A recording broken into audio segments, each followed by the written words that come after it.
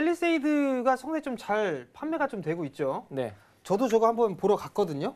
제가 원래 예전엔 캠핑을 좀 좋아했었는데 이게 장비를 실으려니까 도저히 안 돼도 못 시켰더라고요. 그래갖고 저걸 좀 봤는데 6개월을 기다려야 된대요. 6개월에서 길게는 뭐 7, 8개월까지. 네. 네, 좀 그만큼 많이 판매가 밀렸죠. 좀 잘 되는 것 같은데 어떻게 박정식 전문위원님은 지금 주제를 네. 이슈를 이걸로 좀 잡아오셨는데 네. 좀 구체적으로 좀 설명을 좀 해주시죠. 일단은 팰리세이드가 잘 팔린다, 그리고 뭐 이 상품 하나로 뭐 긍정적인 결과를 낸다, 이것보다는 일단 최근에 현대차가 실적이 많이 좀 개선되는 분기 실적이 나타났습니다. 일단 매출액이 23조 9,871억으로 지난해보다 6.9% 정도 상승력이 나타나고 있고 1분기 영업이익은 8,249억으로 전년 동기 대비 21%나 증가를 했습니다. 그렇기 때문에 지금 하락장인데도 불구하고 상승력이 잘 나타나고 있는 것이고 이 같은 실적 개선세가 앞으로도 만약에 지속된다면 현대차의 주가는 그렇게 크게 밀리지 않고 긍정적인 결과를 중장기적으로 계속 만들어내지 않을까라고 생각을 합니다. 저는 여러분들한테 과거 현대차 주가가 계속 빠졌을 때도 이거는 10만 원 이하로 여러분들이 모아 가신다면 추후 30만 원 이상까지도 충분히 상승력이 나오면서 여러분들이 중장기적으로 굉장히 긍정적인 결과를 낼 것이다 라고 2017년부터 많은 수많은 방송사들을 제가 다니면서 이야기를 해드렸죠. 그러니까 이 시청자님들이 보시면 충분히, 그러니까 저를 보신 분이라면 이해를 알고 계실 겁니다. 그래서 이 현대차 같은 경우에는 지금 현재 이 실적 개선세가 만약에 본격화되고 2019년, 2020년, 2021년 자동차 트렌드가 바뀌면서 전기차, 수소차 이런 식으로 트렌드가 바뀌면서 실적 개선세가 만약에 지속된다면 이대로 시세가 크게 밀리지 않고 30만 원 정도 선까지는 금방 회복되지 않을까라고 생각을 하고 있어요. 하지만 시장이 또 약세로 간다면 또 어려울 수 있겠죠. 그렇기 때문에 만약에 현대차 주가가 다시금 뭐 10만 원 근처라든지 아니면 그 이하로 밀린다면 여러분들은 적극적으로 담으십시오. 그리고 한 2, 3년 정도 버티면 충분히 30만 원 정도까지 갈 수 있다고 생각하니까 좀 중장기적으로 생각하시고 자동차 섹터를 공략하시면 좋을 것 같습니다. 제가 한 가지 궁금한 게요. 네. 현대차를 이제 밀리면 매수를 해야 된다라고 말씀하셨잖아요. 네. 그죠? 근데 목표가를 30만 원으로 좀 잡아주셨어요. 네. 제가 이게 김현성 전문위원님 때 요 질문을 좀 드리려고 하거든요. 네. 전문위원님 만약에 이 조정 시에 매수를 했어요. 네. 근데 30만 원까지 간다라고 가정을 해요. 네. 그럼 수익률 측면에서는 좀 상당히 크잖아요. 네, 네.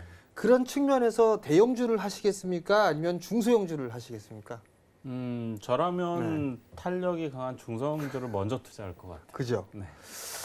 일단은 뭐 저도 똑같은 생각이에요, 사실. 뭐 이게 투자 성향인 것 같거든요. 김현선 전문위원님 같은 경우는 급등주 위주의 종목군들을 위주로 좀 많이 손을 대시고, 네, 박정식 전문위원 같은 경우는 안정하고 우량한 종목군들, 같이 저평가되어 있는 종목군들을 한다라면 저는 중소형주 쪽으로 많이 좀 보거든요. 저도 마찬가지로. 그렇기 때문에 이게 보는 관점에 따라 좀 틀린 것 같은데, 그러면 김현선 전문위원님은 현대차에 대한 전략이라든가 이런 부분들을 좀 세워주시면 좀 좋을 것 같습니다. 네, 지금 뭐 그 정재훈 의원님께서는 약간 잘못 말씀하신 게 있는데요. 저는 급등주를 위주로 하는 게 아니라 시장의 좀 그런 주도주를 건가요? 위주로 합니다. 아, 죄송합니다.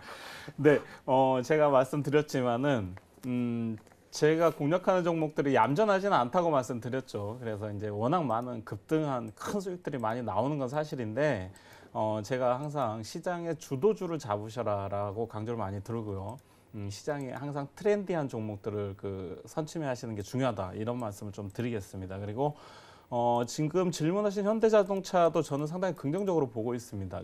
팰리세이드뿐만 아니라 지금 약간 트렌드 자체가 중대형 SUV에 대한 차량 수요가 굉장히 급증하고 있죠. 그런 또 와중에 팰리세이드가 상당히 좋은 반응을 얻으면서 현대차가 실적 개선이 상당히 기대가 되고 있는데요.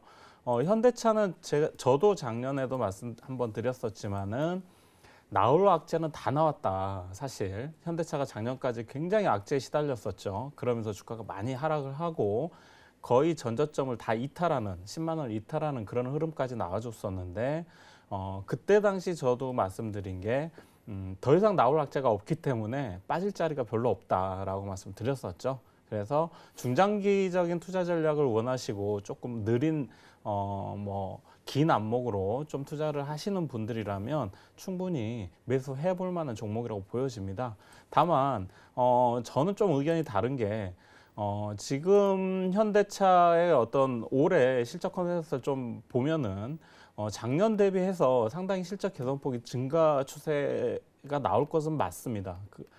하지만은 PER 수준으로 봤을 때 작년에 한 22 정도 나왔거든요. 그리고 지금 올해 이제 19년도 전망이 한 11 정도 수준으로 이제 예측이 되고 있는데 이 정도 수준은 2017년도 수준으로 보시면 될 것 같아요. 그래서 2017년도 월봉 차트를 보시면 주가가 약 한 15만 원, 16만 원 근처에서 횡보하다가 무너진 그런 흐름이 나왔었죠. 그래서 제가 볼 때는 현대차를 공략하실 분들이라면 약 한 15만 원, 16만 원까지를 1차 목표로 두시고 공략하시되 돌파하지 못한다면 아마 이 정도 선에서 현대차는 당분간 흐름이 나오지 않겠느냐라고 보여집니다.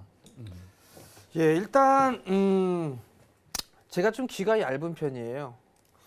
박정식 전문위원님이 이제 봐도 된다라고 하니까 이제 슬슬 볼까 뭐 그런 생각을 좀 하긴 하는데요. 사실 이게 현대차가 옛 영광을 좀 누리기는 힘들다. 다만 이제 전제 조건은 과거에 MB 정권 때에 밀어붙였던 게 수소차에 대한 부분들을 좀 밀어붙였었단 말이죠. 근데 이제 이 수소차가 만약에 정말 현실화가 된다라면 크게 확장을 해 나간다라면 다시 한번 영광을 좀 누릴 수 있지 않을까라고 좀 판단을 하는데 이게 이제 중국 쪽도 이제 투자를 많이 진행을 한다고 합니다. 그러면 현대차도 또 다른 기회 요인으로 좀 작용하지 않을까라고 좀 판단이 되고 네, 실적도 이제 바닥을 찍은 것 같습니다. 그렇기 때문에 포지션만 좀 잘 잡게 된다라면 아무래도 좋은 수익률이 좀 나오지 않을까라고 좀 판단이 되는데요.